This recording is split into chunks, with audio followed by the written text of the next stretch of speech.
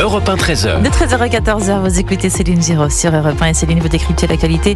Aujourd'hui avec vos deux chroniqueurs, Eugénie Bastier, essayiste, journaliste au Figaro Vox, et le chroniqueur politique Olivier d'Artigol. Bonjour les amis, ravi de vous retrouver pour cette nouvelle semaine. Bonjour. On va pas s'ennuyer encore une fois. Et Bonjour. je suis ravie de vous avoir pour attaquer, parce qu'évidemment, on va revenir sur cette déferlante bleu marine lors du premier tour de ces législatives anticipées. Ils sont arrivés en tête, on le rappelle, le RN et ses alliés avec un peu plus de 33% des voix.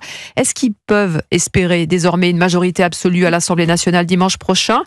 Eh bien, écoutez ce qu'en pense Sébastien Chenu, vice-président du RN, et il a été réélu de son côté dans sa circonscription du Nord avec plus de 58% des voix.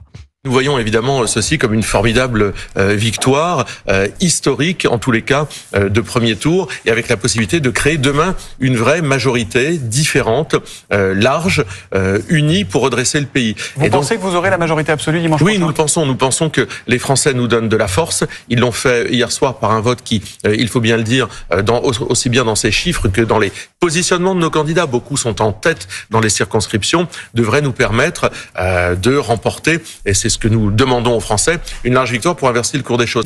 Les Français veulent le changement, veulent voir leur pays avancer et vont, je le crois, donner une majorité solide et importante. Voilà, Sébastien Chenu, optimiste. Vous l'êtes aussi, Olivier d'Artigol, concernant le sort de la majorité absolue, la majorité absolue pour le RN. Je n'ai pas tort à être optimiste ou pessimiste. Est-ce que vous pensez que c'est possible, pardon ? Bien évidemment, avec ce premier tour et les résultats où le Rassemblement national est à presque 11 millions de voix, 10 700 000, et dans les configurations qu'on commence à regarder de plus près, il y a en effet la possibilité réelle d'une majorité absolue. Le second scénario, c'est une majorité relative et la nécessité alors pour le RN d'aller chercher un élargissement de ses bases vers ce qui commence à certainement être discuté aujourd'hui, des LR non ciotistes ou des divers droites. C'est aussi le travail qui se fait aujourd'hui du côté du RN. Commence également le jeu des alliances. 310 circonscriptions sont dans une situation potentielle de triangulaire, voire de quadrangulaire, c'est super dur à dire, dont 161 où le Rassemblement national et ses alliés sont arrivés en tête, ce qui devrait entraîner finalement de nombreux désistements à gauche et dans le camp macroniste. Oui, on verra combien de triangulaires deviendront des duels, probablement une partie importante. Mais il faudrait rappeler, oui, en effet, que le Rassemblement national est aujourd'hui la seule force en mesure d'obtenir une majorité absolue. Car aucune autre force n'en est capable. Et d'ailleurs, c'est ce qui est assez amusant, c'est qu'on commence à voir des leaders du Front populaire qui disent « Votez pour nous, de toute façon, ne vous inquiétez pas, nous n'aurons pas le pouvoir ». Une façon de rassurer en disant voilà, de toute façon, ne vous inquiétez pas, nous n'aurons pas le pouvoir, mais votez pour nous contre le Rassemblement national, tout en ayant conscience. Moi, je crois absolument pas à la possibilité d'une majorité allant, comme j'ai entendu certains, allant de DLR jusqu'aux communistes, ce qu'a proposé par exemple Madame Yaël Braun-Pivet, et qu'a sous-entendu Gabriel Attal, c'est-à-dire en gros on ferait une énorme coalition qui irait de la droite jusqu'aux communistes en excluant LFI. Je ne vois pas comment même techniquement c'est possible. Ça voudrait dire qu'en fait il faudrait que si on enlevait les, mettons, 240 députés RN et les 60 députés LFI, il faudrait que les 289 députés restants se mettent tous d'accord sur quoi ? Sur quoi peuvent se mettre d'accord des gens allant des communistes jusqu'à la droite ? Ce serait l'immobilisme absolu, le blocage total de la France et des institutions. Je ne vois pas la moindre loi, la même moindre décision, même budgétaire, qui peut être prise avec des gens qui pensent radicalement différents sur tous les sujets. L'immobilisme serait alors en marche. Non, je ne crois pas à la troisième voie, en effet, parce que concrètement, le résultat du premier tour ne donne pas, et puis politiquement, lance une crédibilité à cette troisième voie. Non, véritablement, l'équation pour dimanche prochain, c'est majorité absolue ou relative pour le RN. Et il va y avoir une semaine. La semaine est bien évidemment marquée jusqu'à demain, 18h, par le paysage définitif en termes de candidature quadrangulaire, triangulaire ou duo. Mais aussi, il y aura une semaine politique. C'est-à-dire qu'on sait très bien que nous sommes dans un moment d'intense repolitisation du pays, tant mieux. Ça faisait des années que nous n'avions plus d'élections législatives. Là, les élections législatives résonnent et ô combien tant mieux. Et il faudra donc voir de quoi cette semaine est faite, quelles sont les dynamiques. Est-ce que dans l'électorat dormant, quand bien même il y a eu 20% de participation en plus, il peut y avoir encore des votants qui ne sont pas allés voter qui y vont. À qui qui tirerait profit d'une remobilisation plus importante encore. Il y a encore beaucoup d'inconnus dans l'équation. Et Jordan Bardella qui se dit prêt désormais à gouverner évidemment avec la majorité absolue, mais aussi prêt à débattre avec Jean-Luc Mélenchon. Non, moi j'appelle le nouveau Front Populaire à sortir de l'ambiguïté. Jean-Luc Mélenchon s'est déclaré candidat au poste de Premier ministre. Une immense majorité des candidats du nouveau Front Populaire qui sont qualifiés au second tour le sont sous la bannière de la France Insoumise. Et moi je souhaite débattre projet contre projet avec une alliance qui représente, je le crois fortement comme des millions de Français, un péril existentiel pour la nation française. On a là des gens qui veulent libérer 20% des détenus, désarmer la police, créer de nouveaux impôts supplémentaires, qui ont une ambiguïté inadmissible à l'égard des revendications islamistes et à l'égard de la laïcité. Et je maintiens que cette alliance d'extrême gauche, si elle venait à l'emporter dimanche, représente un péril existentiel aujourd'hui pour la France. Alors Jordan Bardella prêt à débattre, mais Jean-Luc Mélenchon a dit non, en tout cas pas avec moi, ce sera Manuel Bompard ou Mathilde Panot. La ficelle est un peu grosse de la part de Bardella. Il s'agit évidemment de se mettre en scène face à Jean-Luc Mélenchon qui est un repoussoir.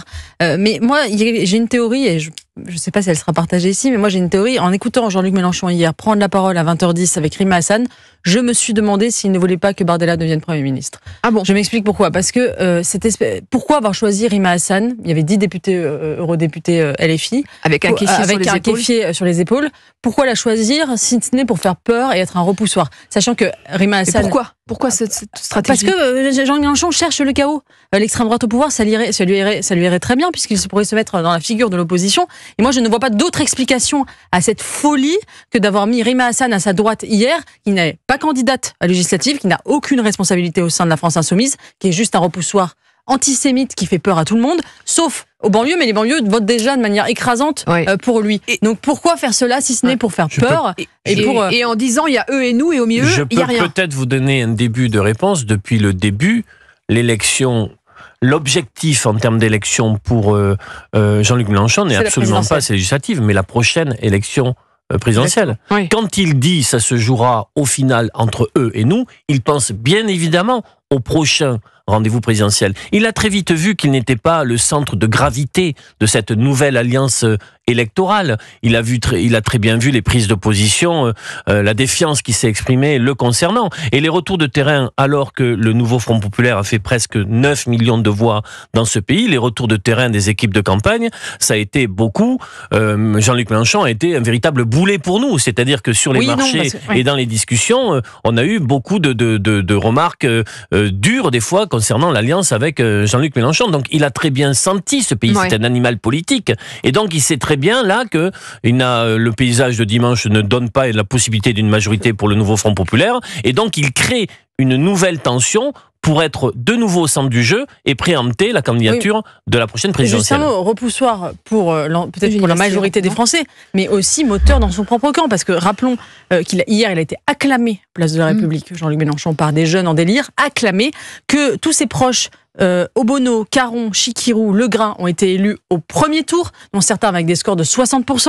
Donc il a aussi, il faut pas le sous-estimer, Jean-Luc Mélenchon. Dans les circonscriptions les plus faciles pour eux. Bien sûr, mais c'est quand même pas rien. Je veux dire, au RN, ils font pas des scores comme ça. Eugénie Bastier, Olivier d'Artigol, on reste ensemble évidemment. On se retrouve dans quelques instants. On va écouter, Faisal. Il est auditeur d'Europe 1, il est issu de l'immigration et il a voté Rassemblement National. Il nous dira pourquoi. On reste ensemble, on se retrouve dans quelques instants. Europe 1, il est 13h28. De 13h à 14h, vous écoutez Céline Giraud sur Europe 1 et vous pouvez réagir au 01 80 20 39 21 pour décrypter l'actualité avec Eugénie Bastier, aujourd'hui essayiste et journaliste au Figaro Vox, et le chroniqueur politique Olivier d'Artigol. Et notre auditeur d'Europe 1, Faisal. Bonjour Faisal. Oui, bonjour. Merci d'être avec nous en direct. Merci à vous de me donner la parole. Écoutez, je suis ravie de vous avoir parce que voilà, vous avez 42 ans, on va le dire, vous êtes né en France, vos parents sont originaires du Maroc et vous avez voté pour le Rassemblement National. Oui, et je suis très très loin d'être un cas isolé, contrairement à ce que on veut nous faire passer à chaque fois dans les médias. Et pour vous dire qu'on est exaspéré parce que il y a beaucoup de musulmans qui votent pour le Rassemblement National. L'islam, ce n'est pas de casser, l'islam, ce n'est pas de voler, l'islam, ce n'est pas tout ce qu'on voit. Nous, en tant que musulmans, on est heurtés, on est blessés. de voir ce qui se passe. Donc moi, ce que je voulais apporter comme témoignage, oui, c'était d'apporter un son de cloche différent, parce que là, dans le contexte de tous les appels à faire barrage au RN qu'on entend depuis des années, là, chez Pascal Praud, il y a une demi-heure, il y avait Manon Aubry, qui m'a fait bondir de ma chaise une énième fois, puisqu'on est habitué maintenant avec la LFI. Donc Manon Aubry qui disait, je cite, hier à la place de la République, il y avait apparemment des personnes qui venaient la voir et qui étaient en pleurs, je cite, en pleurs, parce que Manon Aubry, aidez-nous, attention, on va tous mourir avec le RN. C'est exaspérant. C'est exaspérant, je comprends pas. Moi, qu'est-ce qu'on risque, français d'origine étrangère? Que va-t-il se passer? J'arrive pas à comprendre. Depuis quand est-ce que vous votez, pardonnez-moi Faisal, depuis quand est-ce que vous votez Rassemblement National? Ça fait quelques années, et je vous dis, on est loin d'être des cas isolés. J'ai de la famille, j'ai des amis, des collègues, on est loin d'être des cas isolés. Et pourquoi vous voulez essayer? Pourquoi vous croyez au Rassemblement National aujourd'hui? Qu'est-ce qui vous a fait basculer? Moi, je dis pas que je crois, toutes les mesures du RN vont être forcément les meilleures mesures du monde. Moi, le critère principal, c'est rétablir l'ordre et la sécurité. C'est la sécurité, l'élément principal. Vous voyez bien, c'est le bazar dans les rues. C'est le bazar dans les transports. C'est les bazars dans les écoles. J'ai un enfant qui est au collège. Ça n'a pas changé depuis 30 ans que moi-même, quand j'étais au collège, il y a des enfants qui tapent, il y a des enfants perturbateurs, on voit tout ce qui se passe dans les transports, etc. Donc moi, c'est sur le critère de la sécurité. Parce que pour moi, il n'y a aucune autre solution aujourd'hui, malheureusement, c'est que le Rassemblement National. Pourquoi? Parce que pour moi, le jour où il y aura le Rassemblement National au gouvernement, croyez-moi, excusez-moi du terme, mais les racailles et les voyous qui mettent le bazar partout réfléchiront à deux fois. À deux fois. Les parents qui n'ont pas forcément éduqué ces enfants-là, pour qu'ils en arrivent à ce stade-là, auront peur pour leurs allocations, avec l'histoire de la suppression que veut mettre M. Bardella des allocations familiales pour les multirécidivistes. Il y aura aussi la crainte, parce qu'on le voit, Manon Aubry le dit, tout le monde a peur, etc., tout le monde est en pleurs. Donc c'est par rapport, moi, à la sécurité qui m'exaspère. Faisal, j'ai une question. Voilà. J'ai une question pour vous. Qu'est-ce que vous répondez aux détracteurs du Rassemblement National qui disent que justement ce parti est islamophobe?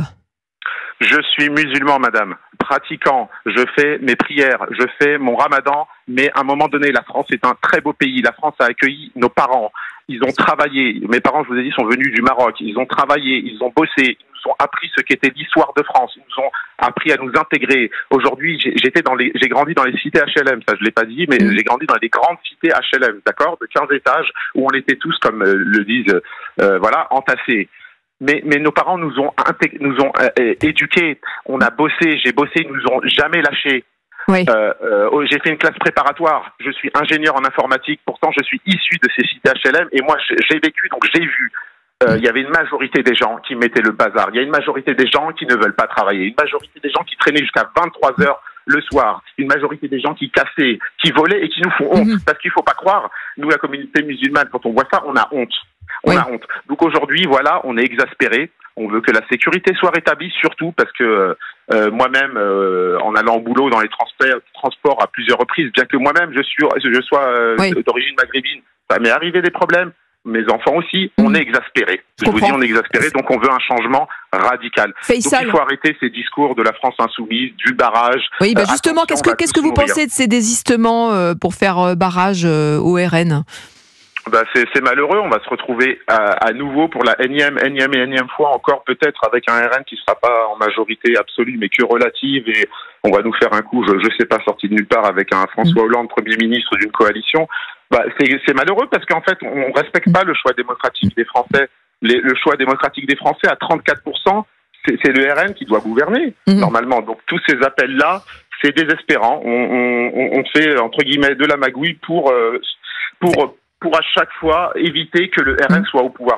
J'ai pas précisé un point. J'ai vécu aussi le RN parce que c'était le maire de notre commune pendant 6 ans récemment, et ça s'est très bien passé. Et on avait une forte communauté musulmane.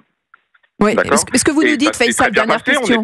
On n'est pas mort. Ouais, dernière question. Il faut se calmer. Faut se calmer. Votre témoignage est vraiment très éclairant. Faisal, auditeur d'Europe 1 qui est avec nous en direct, vous disiez, il y a beaucoup de personnes comme moi, Français issus de l'immigration, qui votent Rassemblement National. Est-ce que vous pensez que les médias et les partis politiques ne le disent pas assez? J'ai vu récemment des articles, mais ça reste, il y en a pas beaucoup qui disent voilà, c'est musulman. Ouh là là, qui vote RN comme si on était des pestiférés. Mais c'est vrai que ça manque de médiatisation. C'est pour ça que là aujourd'hui j'ai voulu intervenir parce que là. Mais vous avez bien fait. Vous avez bien fait, Faisal. Il y aura un choix décisif. Il y aura un choix décisif le 7 juillet qui va marquer l'histoire de France. Donc c'était pour prouver qu'il y a des musulmans, oui, qui veulent que la sécurité soit rétablie dans ce pays. Et ça va passer par le Rassemblement national seulement, parce que les autres partis ne feront rien, ne feront absolument rien. Et une autre chose que je voulais dire, malheureusement, les personnes, je vais parler moi des personnes, qui mettent le bazar, etc. On va me dire oui, mais d'origine, on va dire d'Afrique, ces personnes-là, moi, il y a un truc qu'il va falloir m'expliquer parce que je le vois. Quand c'est les vacances d'été et qu'ils arrivent au Maghreb, expliquez-moi comment une personne qui met le bazar partout en France, quand elle arrive au Maghreb, elle ne bouge pas, parce qu'on les voit, hein. Ils ne bougent pas devant les polices du Maghreb. Et ici, ils se permettent tout et n'importe quoi. Hier encore, on a vu à la place de la République, on a vu de la casse, des banques cassées. Il n'y a pas un millième de ça qui se passe au Maghreb, parce qu'il y a un laxisme total. Et c'est pour ça que je vous dis que la seule et unique solution, ce sera le Rassemblement national, parce qu'il y aura un impact psychologique. C'est chez ces gens-là, croyez-moi, il va y avoir un impact psychologique. Merci beaucoup, Faisal. Comme ils se tiennent à carreau au Maghreb.